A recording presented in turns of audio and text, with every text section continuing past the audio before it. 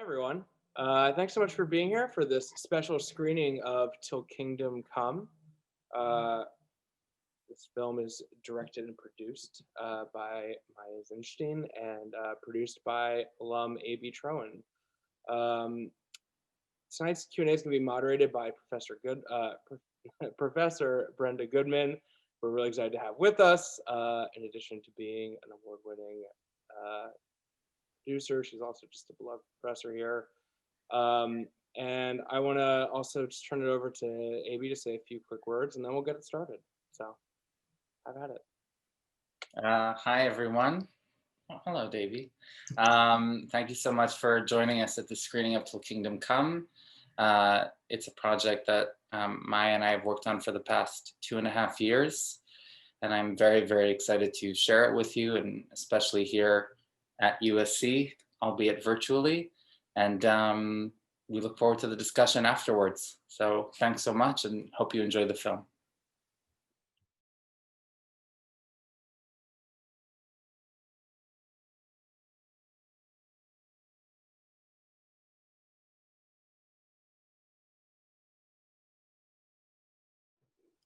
Hi, greetings, everyone. First of all, thank the audience for being here. We've got quite a few people who watched this wonderful film. Congratulations to the two of you. This is a fantastic film and a beautiful film. Maya, thank you for being up so early. It must be very early. Early. Yes. I'm happy to be with you. Well, welcome to USC. It's lovely to see you again. And Abie, welcome home. Thank you. It's wonderful to be here. Yeah, it's great to have you under, showing such amazing work. Let me just introduce the two of you. Maya Zinshtein is the director. She is a Emmy-winning director. She made the film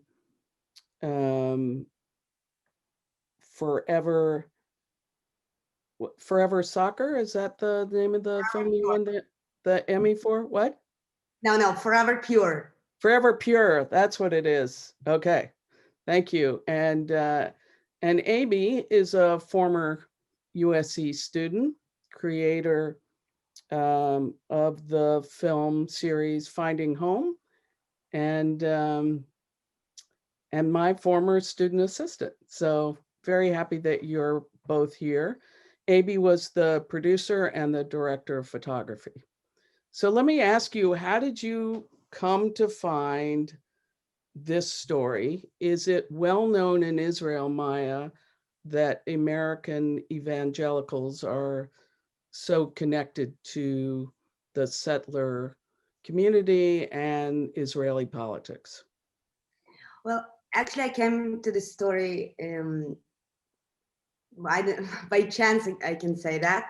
I've been asked to, I also has a journalistic background, and I've been asked just to assist with other projects that the Christian evangelicals were a small part in it. So that kind of forced me to look into this direction.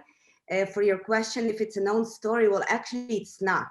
It's a very much unknown story. I would say that probably people that are politically aware, they kind of heard about this evangelicals that love us, but most of the people not very much beyond that.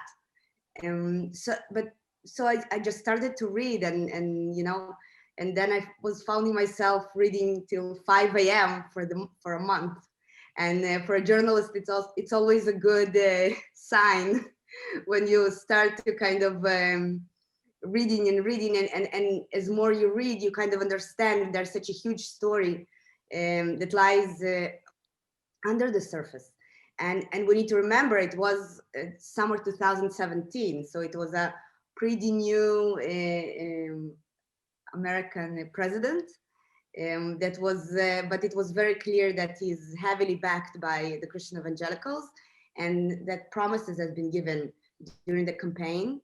So it was kind of the beginning of this of this world that we showed, when I think that the last 3 years maybe was the best time to film this story, because they literally celebrated, you know, so many years of work.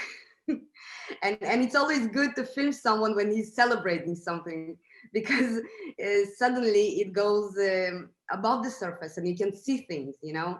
So so yes, that's how it started. Yeah, I mean, the 3 years that the two of you have been working on this, so many changes in terms of the story, and I know you were chasing a lot of it. How did the two of you get connected?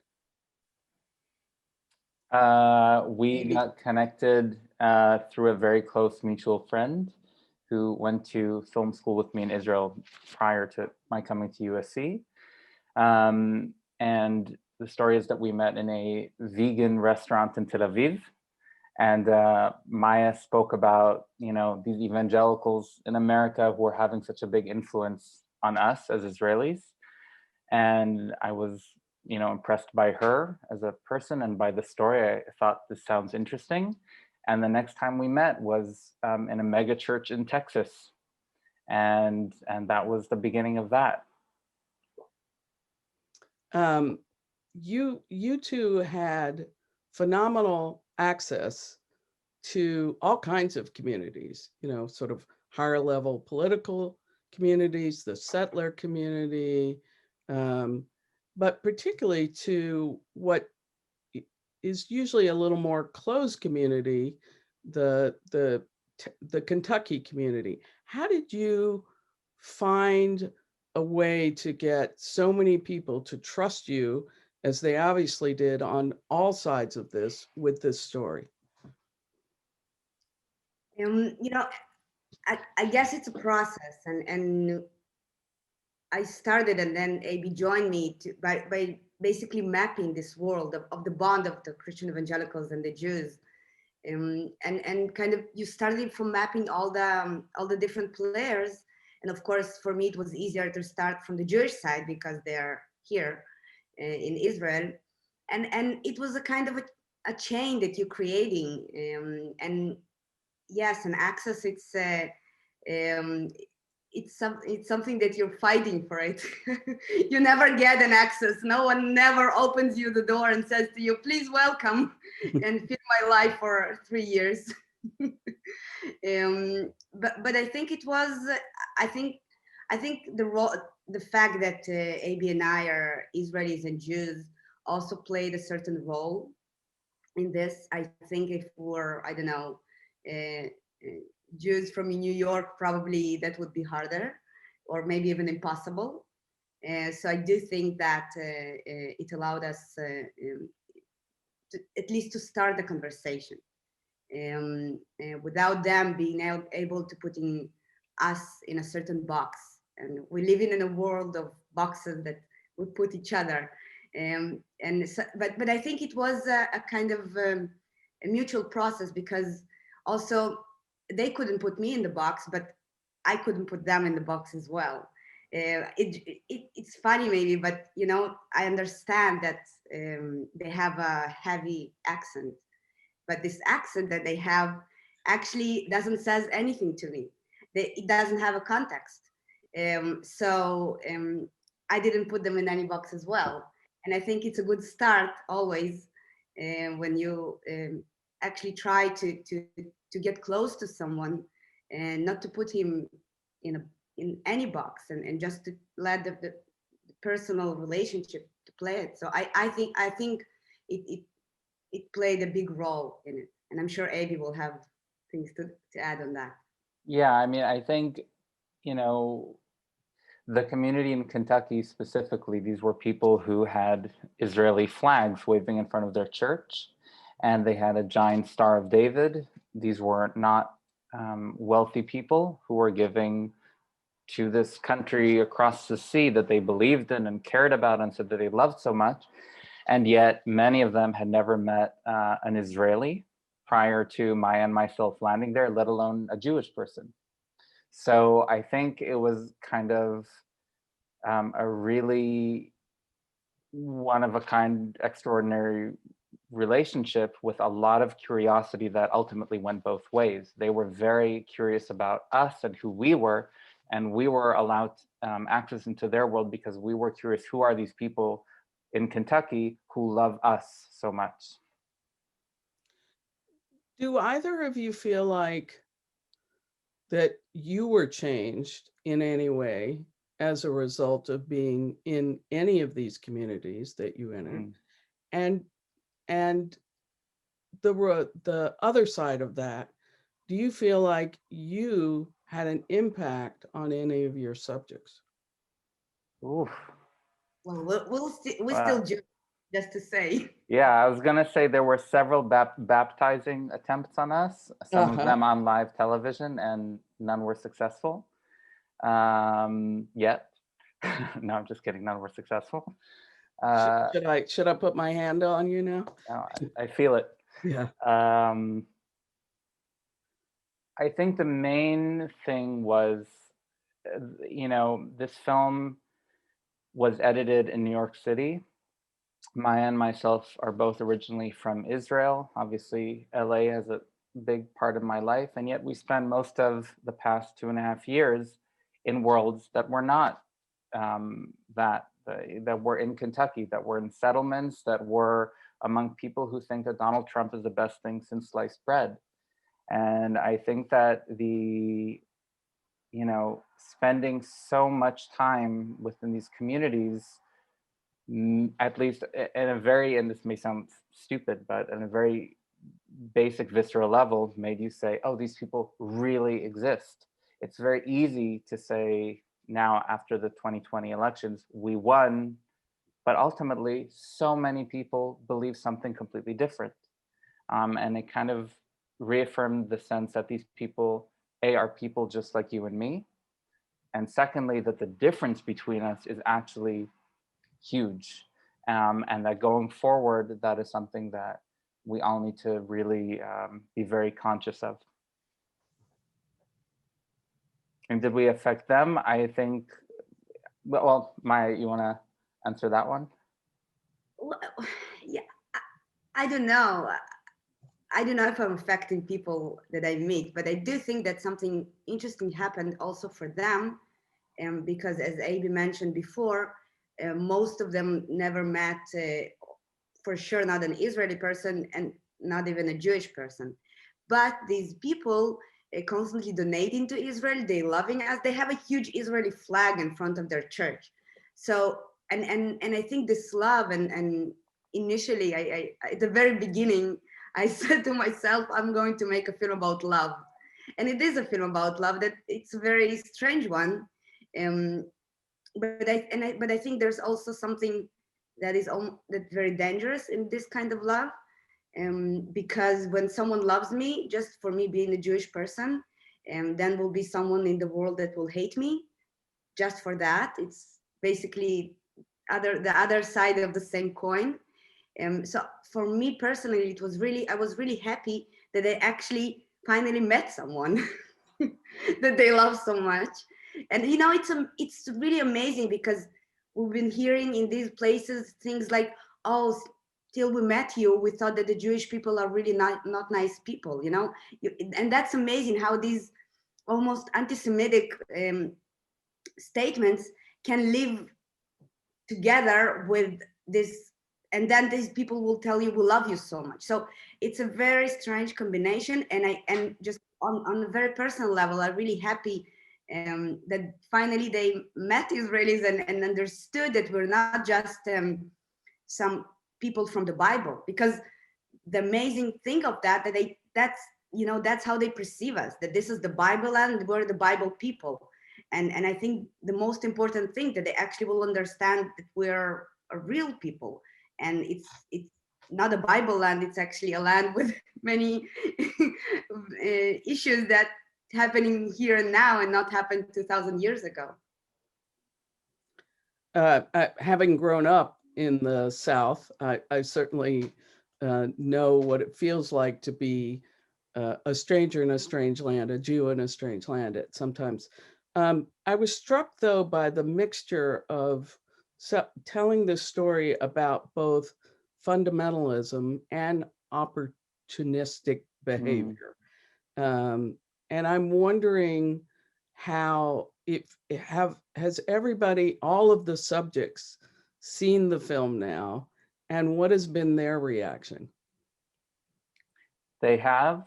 Maya, do you want to talk about the fellowship, and I'll talk about Kentucky?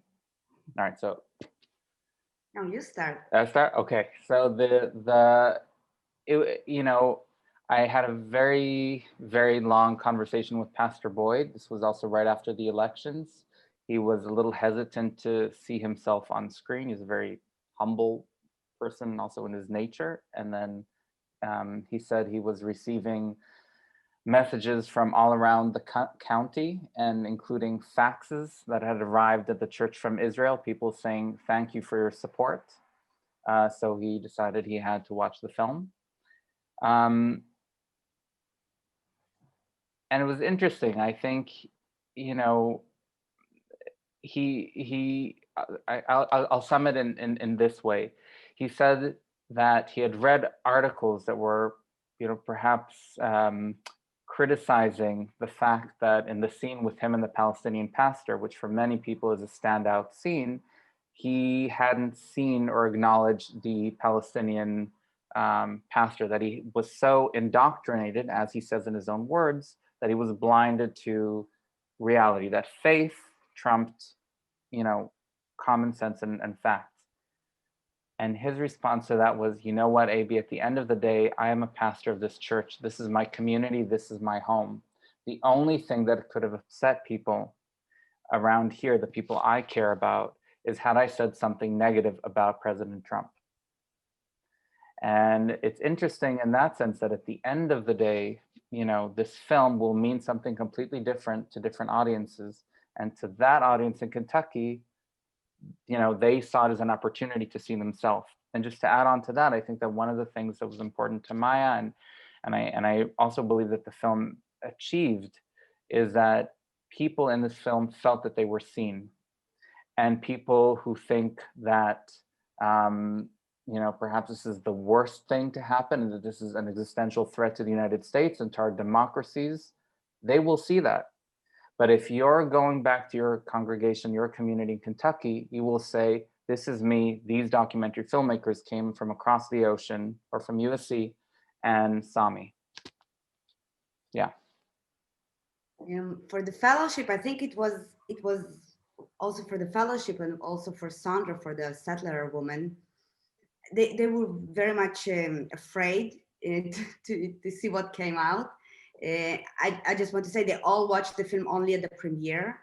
I never show my films before to the characters. That is something that they know up front.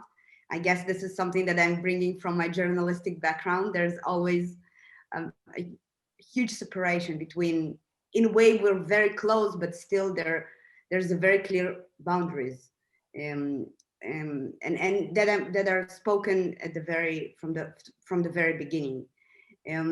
And the first thing that Yael texted us was that it's fair and interesting and amazingly made film. And the same Sandra. And to be honest, it was a huge question how to tell this story. And in a way, I thought, and Abie backed me on that, that in a way we'll let them speak out, and the conflict almost will happen in the viewer's head. And it was very clear that different viewers will see it differently. But I have to tell you that their response was so positive that for a few weeks I was terrified, because I said, wow, we made a film that totally based on subtext in the world of text with exclamation marks. Maybe people won't get it. And it was really scary, you're doing something, then you letting it out to the world and people responding, and it was really confusing for me. But then the film has been screened on the Israeli public TV, and the response was just people were terrified, and the amount of responses that we received were just really went beyond any expectation. And of course they were very negative, and people were just, how that happened to us. And only that, I think the fellowship on it, it was a surprise for them. And, you know, it's a huge lesson on perspective, and maybe how we're just not able to see ourselves even when someone shows us on screen. That, you know, it was just kind of amazing to me that Yael, that also she's a smart woman, but also she's surrounded by all these PR people, and none of them understood what happened there. You know, none of them understood what actually is seen on screen. So, and this is a place that I want to add something big. So I know that Miriam Cutler, the brilliant composer, is also attending to this talk. And for example, our way, and this is something that I think Miriam and I spoke about this on the very first conversation. I told her, look, I would ask from you to be my voice in the film. Because basically I'm asking there like 5 questions and that's it. And it was very clear that the score is going to play a crucial role in actually trying to say what the filmmakers are trying to say. So yeah, we're very lucky that Miriam agreed to join us to this Jewish evangelical roller coaster. And she did an incredible job, and everyone's saying the score is just horrifying. So in that sense, I think, you know, yes, yeah, it's something that people feel, but when the characters came to this, or Yael's part, came to look at this from and try to see it through their head, so they looked at it and said, oh, like, yeah, everything is okay. But I think the feeling, how people felt with that, and that's the responses that I'm getting. And of course, the score has a huge part on how people feel within the when they're watching the film. Yeah, it's a fascinating process of them actually not understanding what they're seeing. Well, to some degree, that's a testament to the two of you, that, you know, different people can see different things. And I would agree, Miriam's work is wonderful. So congratulations, Miriam. I know, because Abie and I talked a little bit during the process, that there were a lot of scenes that didn't make it into the film, including one at Mar-a-Lago. So I'm curious about, you know, that scene, why it didn't make it, how did you get access, and just the process of selecting, because I know you two were on the road forever. So can you talk a little bit about that process? And I do see there's some questions in the Q&A. Oh wow, there are so questions in the Q&A. We'll get to those in a minute. Yeah. Yeah. Go for it. So Mar-a-Lago was, if I said that, Maya and I met in a vegan restaurant in Tel Aviv, and then the next time was in a megachurch in Texas. The next time we met was in Mar-a-Lago. That was like shooting day of us together, I think like number 3. And it was a gala event for the International Fellowship of Christians and Jews at Trump's, you know, estate. And it was really, how shall I put this? It was an event with extremely wealthy and powerful evangelicals and some Jews, and with Trump's name all over everything from the chandeliers and all the way to the golden faucets in the bathrooms. And everyone was talking about God at Mar-a-Lago. And, you know, there were these giant screens on the walls where you had testament after testament of evangelicals from across the United States speaking about the divine aspects of everything going on in the world right now, and how grateful they were to President Trump for helping them. And it was funny because I think for the two of us, seeing God's, I've never been in an event where God has been mentioned so many times, and yet there was something so ungodly about the entire experience. Yes, and so that was the Mar-a-Lago, the scene that you spoke about. And why did it get cut? Because eventually the scene that replaced it in the edit was FIDF, which is the scene not far from where USC is in Los Angeles, the Beverly Hilton, where the Jewish community comes and eventually accepts funding from evangelicals. And it seemed to us, both for dramatic purposes in the storytelling, that was actually more important to pose a mirror to the Jewish community and say, where is our stance with embracing this kind of support, rather than restating a fact that I think the film actually hammers in quite well, which is that the Trump administration is supported by and is in a uniquely Faustian relationship with the evangelical community. I think also what helped to this unfortunately scene to find its way out was the fact that the last filming day that we filmed was in the White House. Of course, so we started from Mar-a-Lago and ended up in the White House, which is exactly the opposite of what happened recently, from the White House to Mar-a-Lago. And I think once we had this scene and we had the access and we filmed all these evangelical pastors attending into this very much political event about that was supposed to kind of set the direction of our future, where you had there only Jews, evangelicals, and no Palestinians.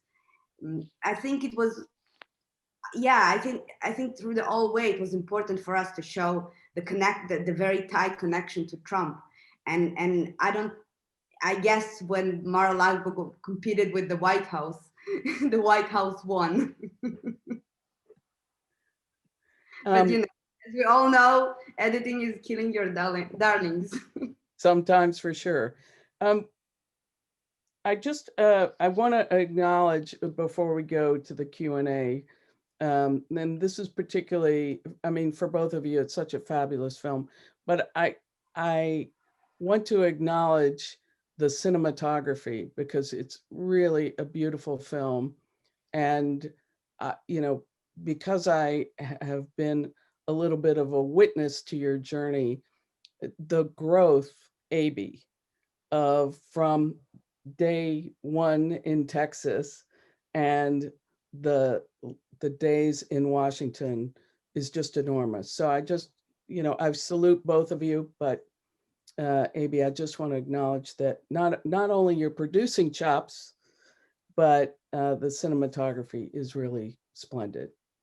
I want to add on that as well, and yes, Abie won an amazing ally in this journey, and I'm specifically using this word because I think that's what it is. And I think, for myself, when I thought about this film, it was very clear for me that it has to be that the cinematic language should be very distinguished and built, and it was really important for me. And when I met Abie and I saw how he works and the way that he uses techniques that probably would be taken from fiction, but he succeeds to do this while we're chasing, and it's all seems very like settled and everything happens very slowly. No, it was really crazy, and it was really a guerrilla style. It was just us there. So I think his ability to see, that's something that is very basic, but he actually sees people and situations, and he knows how to see the very tiny thing that actually it's everything. So I was very lucky that he joined me to this ride. Well, I was lucky to be on this ride. Thank you for the kind words. But I mean, I think just to say, and this is a testament, I think, also to the collaboration, which is at the end of the day, the word I would think of is hopefully intimate, and that ultimately, there are scenes in this movie that were shot at the White House, but it was really Maya standing there with a Zoom recorder and myself with a small camera filming very closely to these people who brought us into their lives. And I think in this particular case, that was the key to success. It was collaboration, or allegiance, as Maya said, and getting very, very close between ourselves and our subjects. So let me read a couple of the questions in the Q&A. Hey, Brenda. Yeah. So one of the things that we forgot to talk about before the Q&A, what we usually do is bring them up for them please. to sort of talk themselves. So if you want, you can choose whom to ask the question, and I'll invite them to the panel, or I can kind of choose them or bring them up, however you kind of want to go about it. I'm going to let you run the show. Okay. So I think a good person to start with here is Mary Pasatko. I apologize if I'm pronouncing that wrong. Pasatko. Thank you. So Mary, I'm inviting you up to the panel right now, and the way we're going to do this is you can either just unmute yourself and ask it, or you can turn on your video as well. Either one, whichever you're comfortable with. Was not expecting this, but hello. Sorry, I'm on two. You're on my other monitor. Here, hello. Hi, Abie.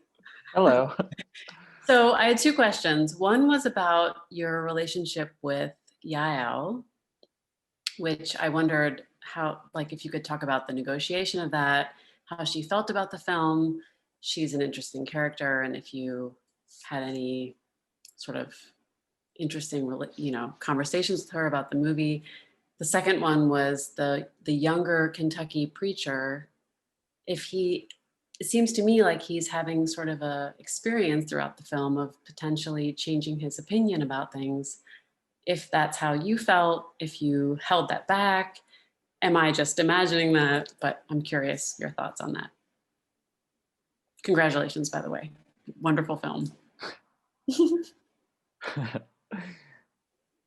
I would start about Yael, but yeah, I think, well, initially the conversation with the fellowship started with Yael, with her father. And of course, yeah, when I was in this process of mapping this world, it was quite clear that Yael is one of the key players.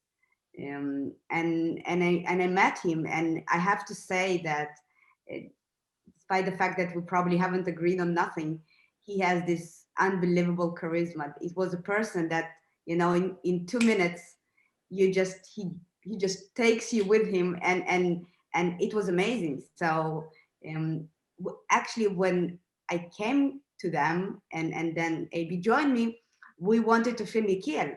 It wasn't Yael, but it's in a very it always. Yeah, he just constantly was pushing us to Yael.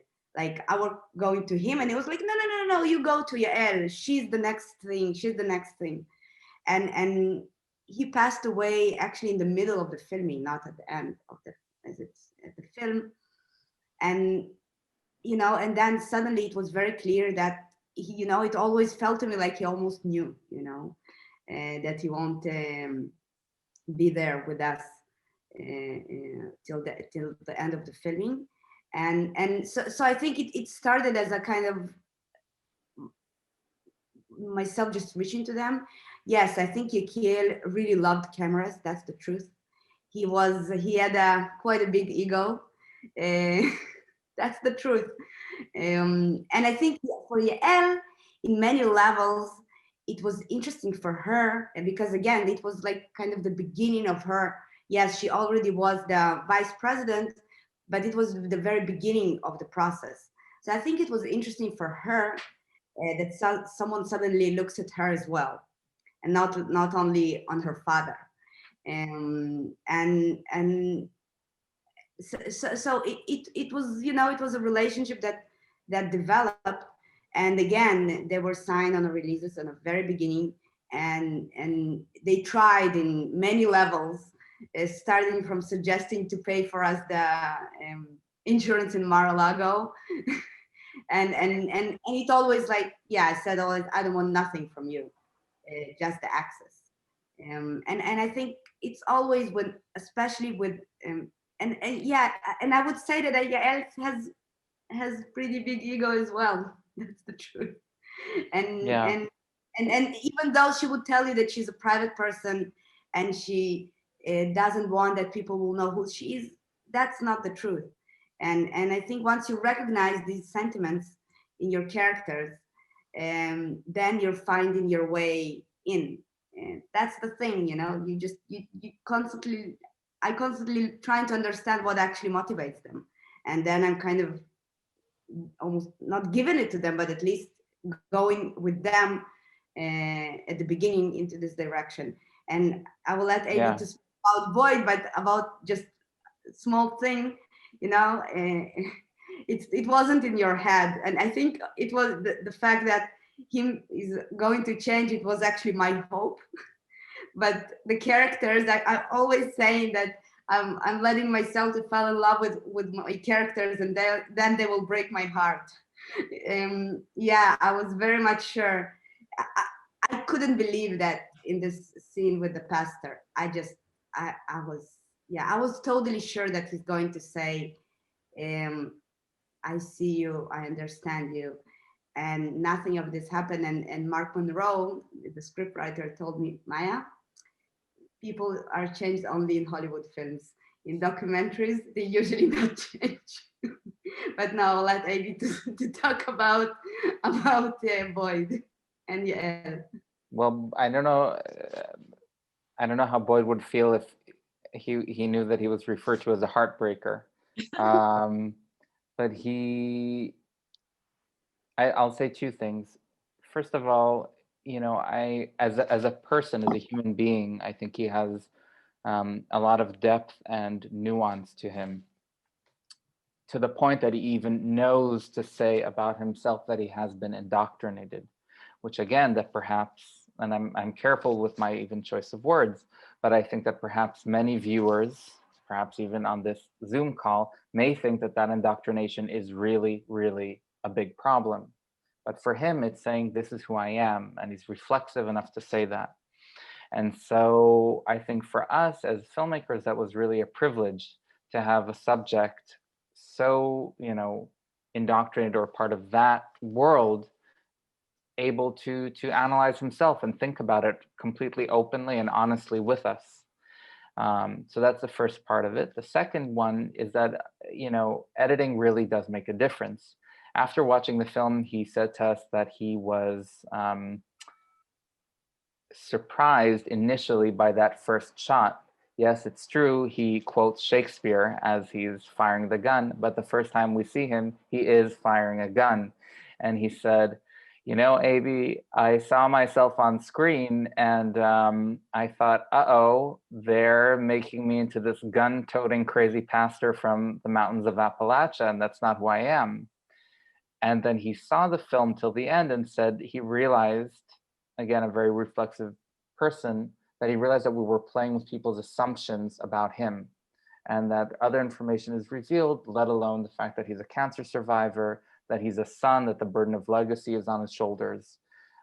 So I think, you know, the edit and the human he is would create that assumption. So no, it's not in your head. And fundamentally, it's also not in your head that he believes what he believes at the end of the film, as he does, you know, the moment the lights go off and life continues. This is what Boyd really believes. Yeah. Thank you. Thank you, Mary. Thanks, Mary. We're going to move you back to attendee. And while I get the next, we actually have 3 people who asked about distribution. So I'm going to kind of combine all theirs. Jennifer Polomus, Maria Doctor, and Lauren Deutsch, who asked specifically about if it's going to be translated or used for fundraising in any way. So I'll kind of let y'all answer those 3 at once. And for anyone else asking questions, if you don't want yours to be introduced so you can join the panel, just say so and I'll read it for you as well. About distribution, Maya, do you want to, or I can, yeah. Which language? we can say that the film so far has been translated into, it's been not only translated, it's been dubbed into German on the US election night, November 3rd. This was screened across Germany with, you know, if you thought the movie was strange, try seeing it in German. That's that. Is still a huge success in Israel right now, with op-eds and cover pages and like creating a huge public debate in Israel, as exactly we hoped it would. And aside from several additional European countries and Australia, where it's going to be screening in the coming months, it will be in the United States this spring, but we are not at liberty yet to say exactly where and how. However, it appears there will be a series of screenings and outreach. There are very, very clear target audiences for this film, both the Jewish community, which is usual suspect number one, but secondly, the evangelical community.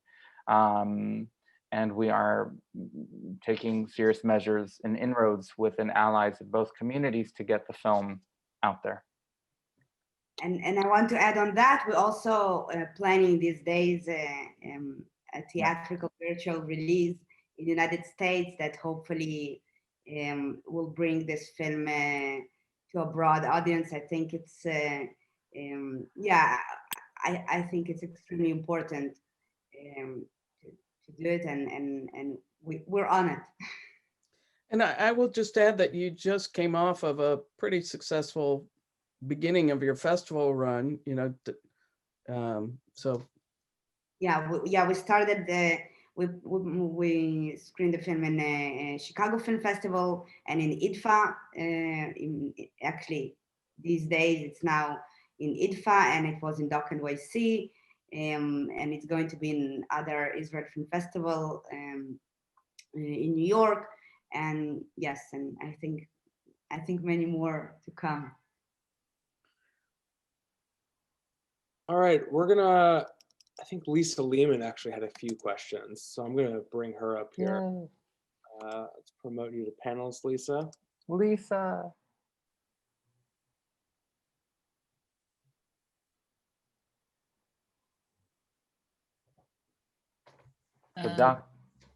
Sorry. Amy, it's so good to see you. So good to see you, Lisa. Oh, congratulations. man. I don't know you, Maya, but congratulations to both of you. It's such a powerful, disturbing film. And I guess I forget what the question was because the chat disappeared now, but I guess I'm just wondering, I found it challenging to understand how they, like, it seems like everyone's exploiting everyone else. It didn't actually feel like a film about love to me. It felt like a film about like sort of mutual exploitation. And I just wanted to hear how you guys navigated that. I don't know. I don't think I would have been able to make this film. So bravo to you guys. I was just yelling at the screen a lot. Well, you know, there's a different relationships, and some people would say that would see this exploitation as love as well, and that's what they is actually. Well, you know, I think there's a big difference there between what they actually say and what they actually feel. Mm-hmm.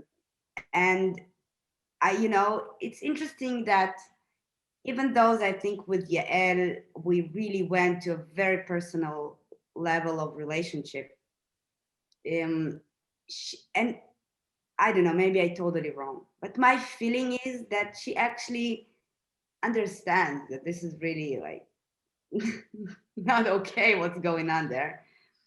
But she's indoctrinated as well, and not she's indoctrinated, but she had a kind of complicated relationship with her father, and she's the youngest daughter, and she was quite a wild youngest daughter, and she was rebellion when she was 15, and she was telling me how she was smoking pot and and all this thing. And then she became his darling in a way of she's the only one that takes his legacy forward. And you know, I remember when he passed away, And we filmed the first day after the Shiva, which is basically the 7 days that the Jews are mourning. So a day after the Shiva, she had her first board meeting in her kitchen. and we filmed it, and I was just amazed. She was like,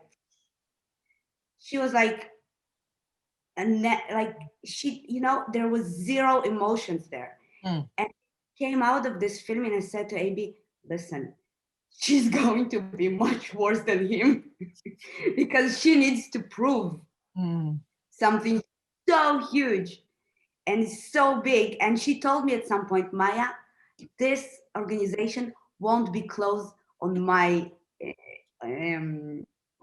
time. Wow. So expecting from her, actually be able to be honest with herself even. We had these moments with her when she was saying, I don't know who I am. And she said, once I was like a fun person, and who I am now. And so, this is what she's doing, and she just can't afford herself to ask these questions, because then the floor would be kind of, swept under her. I don't know if you can say this in English. Abie. Yeah, you can. I Yeah, know what you mean. Thank you. yeah. I mean, just to add on to that. Hi, Lisa. It's interesting. I think, as you said, it's not a film about love, but about, as the saying goes, politics makes very, very strange bedmates, right? And bedfellows. I am still from Israel, Brenda. I mix up my idioms, but I think if we put this into a greater or broader question that happened for the past 4 years, at least in places like Los Angeles, was how in the world did this happen, right? Like that, I remember in 2016 when Trump won, that was the question. And I think that question, how is this the country we live in, may be relevant, is relevant right now, and it will be relevant in the future. These sorts of relationships are constantly part of our ecosystem. And I think,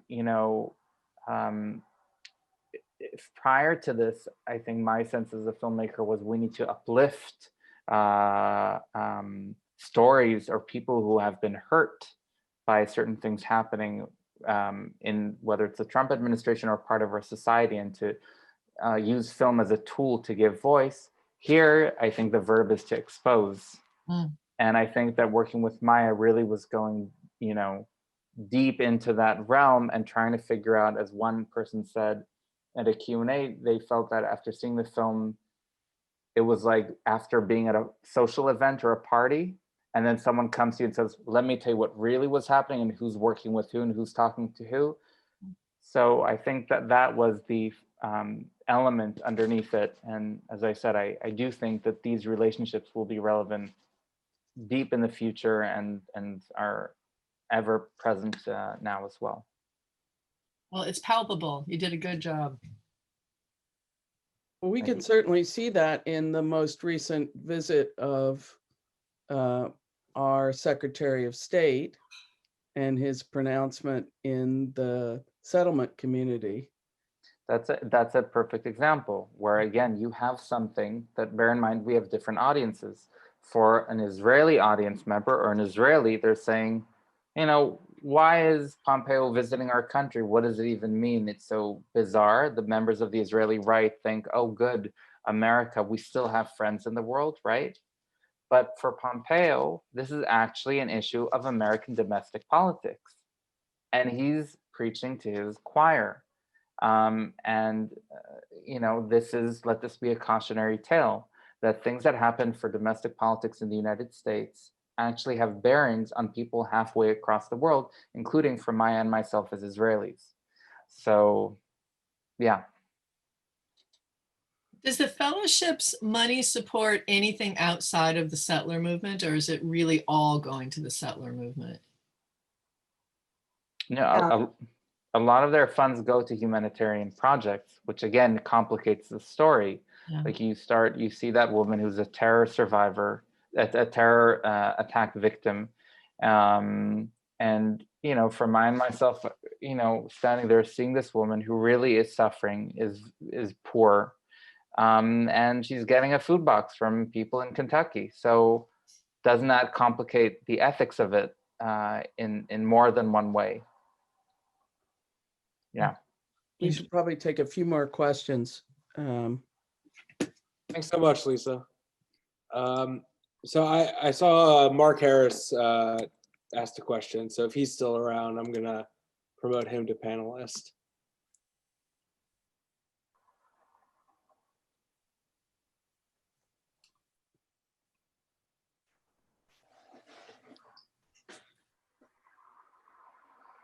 Hey, Abie and Maya. Hi. Hello. How are you? Terrific. It's a terrific film. And very, I think one of the achievements of the film is that the characters are complex. And, you know, I know this is a film about Christian evangelical relationships with Israel, but it's really a film that says a lot for the United States. I mean, 80 million people voted for Trump, and we wonder how that could be. And I think it showed how, you know, how the evangelicals could support Trump despite all his, you know, obvious failings. And I think he really humanized them in a way. And, you know, it was really interesting. Yael, it's like there's that scene with her where you ask her the question and she doesn't want to think about it. It's clear that, you know, on some level she understands the implications, but she doesn't want to think about it. So I thought that was terrific. My question was, where did the writer Mark Monroe come into the picture? And was this the editing process? And what did he contribute to the film, to your the way you finally structured it? So Mark came on board at the beginning of the editing, but our editing was kind of mixed with our filming, because we were editing and filming because the events were keep evolving. So I would say he joined kind of halfway.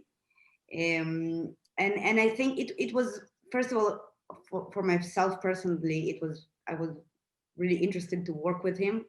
He is a brilliant scriptwriter, and I think he really helped, and together with Jeff Richmond, that was our supervising editor, and all the editing team, Ilan Golod and our co-editors, because basically to find the structure of the film and how we studying all these events on the arc of a storytelling, because there was quite a few challenges in this film, and specifically the challenges were, for example, what is the third act? And you know, yeah, we got most of our third act at the last 2 months of our editing, because this film were constantly evolving, specifically the political level. So it was an editing nightmare, really, because we constantly, things were happening, we were bringing it to the film, and then another thing were happening, we're taking out it from the film and bringing the next one. And it was interesting because in a way, we were constantly discussing this third act, where this film goes and how it ends up. And then the reality. I was rooting for you not to be converted, so. No, it has a wonderful ending, because I know that they were trying constantly to do it. No, the ending is terrific. Yeah, but when we started to edit, we couldn't believe, that kind of almost the heart of the third act would be also Yakir's death, but of course the White House and the deal of the century. So yeah, this film was it's not writing itself, but the reality was kind of writing this film. And yeah, I said to myself, my dream is to make a film that about something that happened 100 years ago, and it's not changing. I just want to add on to that, that I think you make a great point in terms of, again, being able to feel with the characters and yet get a broader global picture. And I think that in the edit, it was really, really fascinating in the test screenings to see how you made the slightest change and people's perception of the characters changed. Suddenly they were like, ugh, these people are terrible. Or, on the other end, it was, I don't see what's wrong with what they're doing. And to find the right balance between those and create a structure that would allow people to come out of it and say, oh my God, this is the United States we live in, was its own journey. And Mark was really instrumental in that.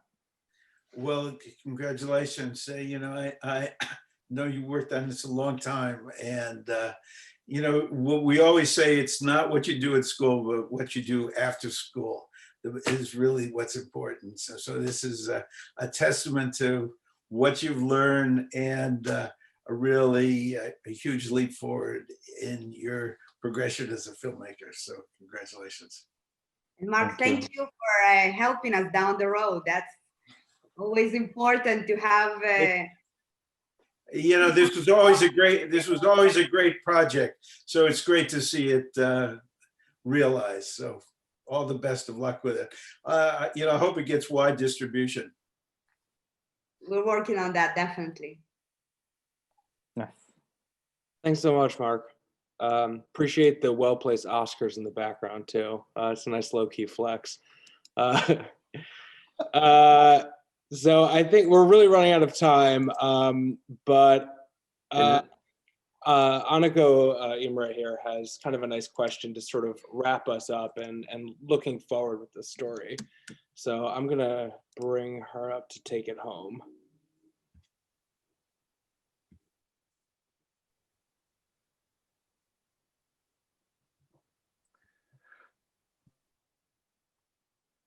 Hi.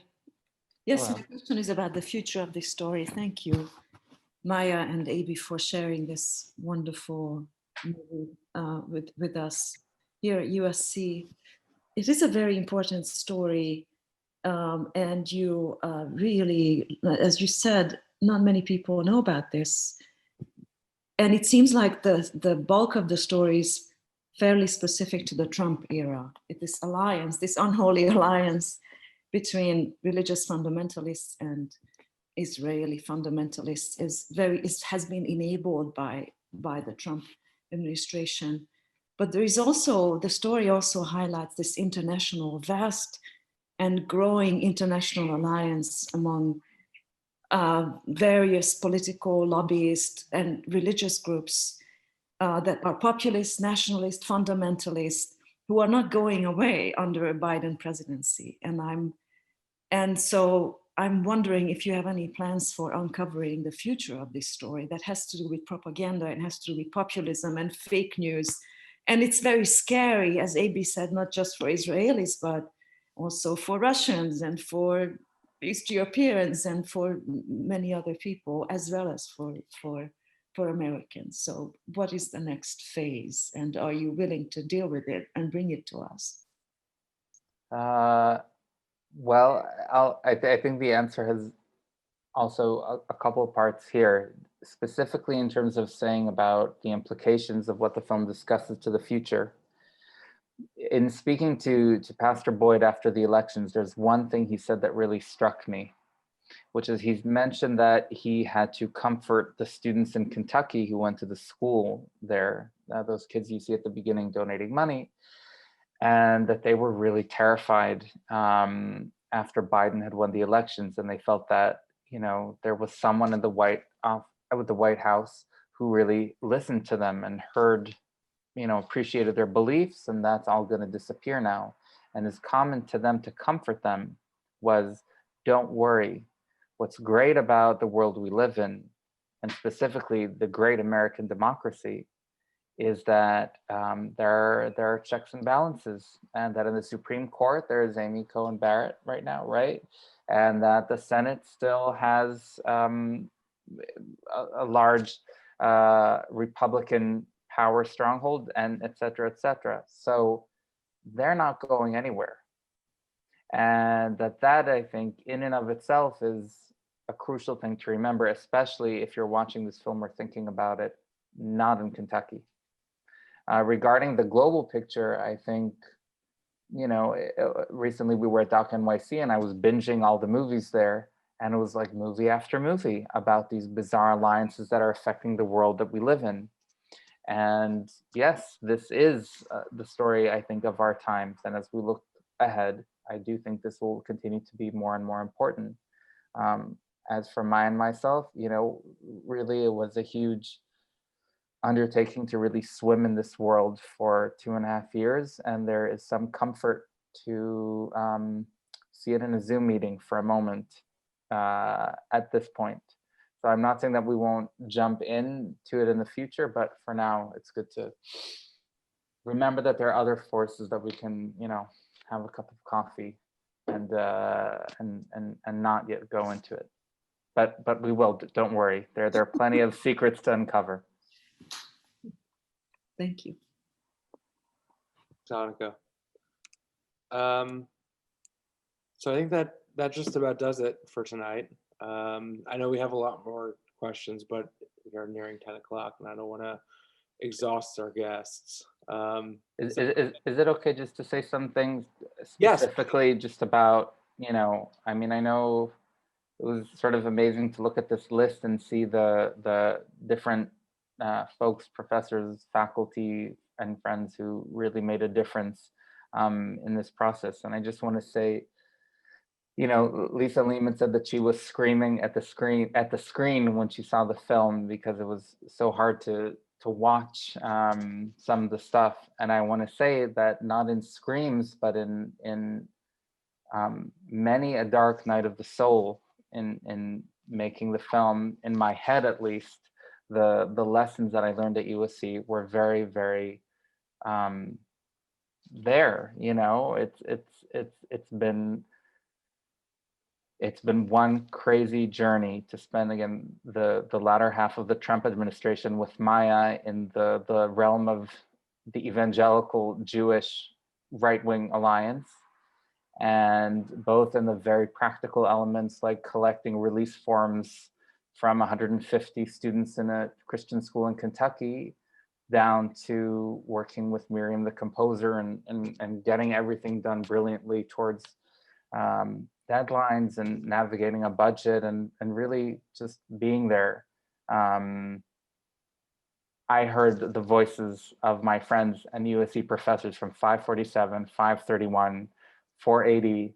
Am I remembering the right numbers? Along the way. And Maya's heard a lot about all the faculty and the people who really made a difference. And I hope that these voices will continue. I'm sure these voices will continue in my head long, hopefully, wherever the journey continues. So it's really, really amazing to bring this story back to USC. And thank you, Brenda, for conducting this Q&A. And I want to add as well, I haven't studied in USC, but I just, thanks to Abie, we really were very lucky to have the support of Kate Amand and Mark Harris and you, Brenda, and getting to know Miriam kind of through the people of USC. And I just want to say that for myself, looking on this from outside, it really felt that you have a community, and that's something that is crucial in our lonely documentary world. To have this community. So I just want to say thank you for that you exist there, out there, and that you also accepting outcomers. That's important. Well, I think you said it so well. It's wonderful to have community in any of our worlds at the moment, and so we do welcome you into ours. Thank you both for bringing this film. Thank you for making this film. And thank you for a very interesting and wonderful conversation. Thank you very much. Thank you for hosting us. Thanks so much. everybody for coming. Bye-bye. Thank you. Take care, everyone.